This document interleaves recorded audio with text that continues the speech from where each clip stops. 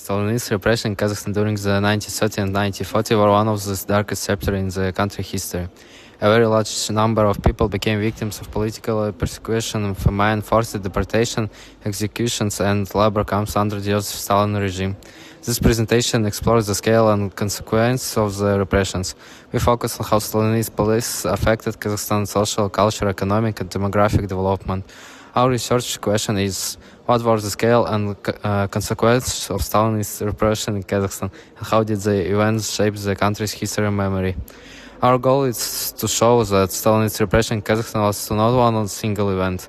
It was a system of state violence that included collectivization, famine, arrests, executions, deportation, labor camps, and family punishment. For this presentation, we used academic sources with Doi, Sarah Cameron, The Hungry Step explains the famine in Kazakhstan, the directions of Kazakh society during collectivization. Nicola Piansol analyzed the Kazakh famine and Soviet state policy. James Richter compares famine memory in Kazakhstan and Ukraine. Kontakpaeva and Kasimova study how Kazakhstan remembers Stalinist repression, some museums, memorials, and public memory. Our analytical approach is comparative. We examine Stalin's repressions in Kazakhstan by using scholarly works, historical evidence, and the primary source. We compare Kazakhstan with other Soviet republics, especially Ukraine. This comparison is important because both Kazakhstan and Ukraine suffered from Stalin's politics and the famine. However, Kazakhstan had a specific experience. In Ukraine, famine was strongly connected with grain, repression, and collectivization. In Kazakhstan, famine was connected with the destruction of nomadic and semi-nomadic life. Kazakh society depended heavily on livestock. When livestock was confiscated by the Soviet state, many families lost their main source of food, economy, and survival. Kazakhstan was also different because it became a destination for many deported ethnic groups and a place of large labor camps such as Karlak and Alger. Therefore, our comparative approach shows that Kazakhstan's experience was unique. For our primary source, we use operational documents issued on 15 August 1937. This order was connected with the repression of family members of people accused of being traitors to the motherland. It mainly targeted wives and children.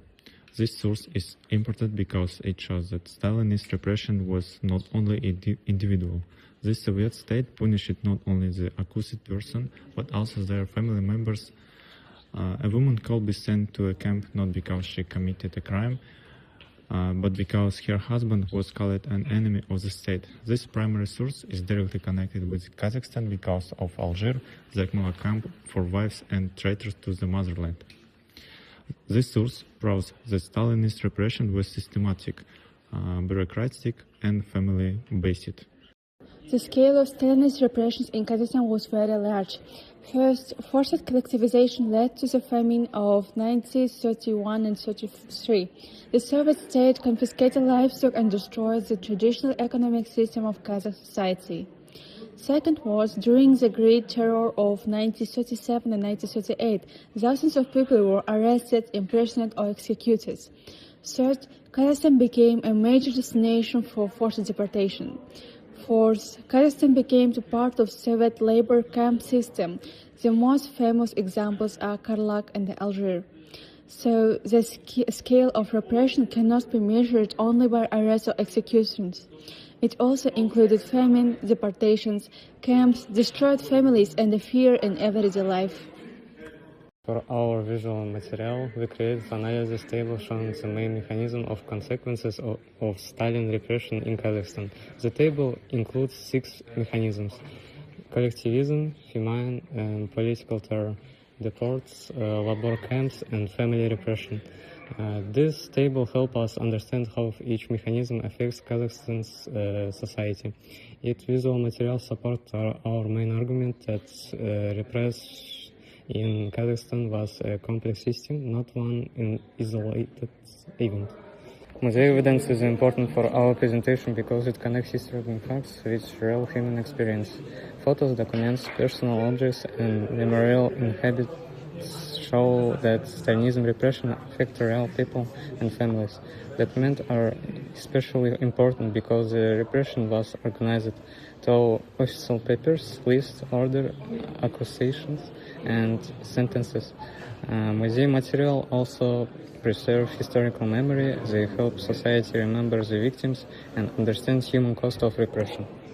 The consequences of Stalinist repression in Kazakhstan were serious and long-lasting. The first consequence was demographic loss. The second consequence was the destruction of the Kazakh intellectual elite. The third consequence was ethnic transformation because of forced deportations. The first consequence was psychological trauma and silence. Many families were afraid to speak openly about the relatives who were arrested or sent to camps. The fifth consequence was the development of post-Soviet memory. After Kazakhstan gained independence in 1991, Stalinist repressions became an important part of national memory. Museums, memorials, research and rehabilitation efforts will help preserve the memory of victims. Our group divided the work equally. One member worked on the introduction and the literature review. The second explained the historical background and scale of repression. The third prepared comparative analytical approach. The fourth worked on the primary source analysis. The fifth prepared the museum evidence and visual materials. The sixth worked on the consequence and conclusion. All members participated in preparing the presentation and video. In conclusion, Stalinist repressions in Kazakhstan had lasting effects on the country's social, cultural, economic, and demographic development. Our main argument is that Stalinist repression in Kazakhstan was a system of state violence. It included famine, political terror, deportations, camps, and family punishment. Understanding this history is important because it helps preserve the memory of victims and reminds future generations about the danger of unlimited state power.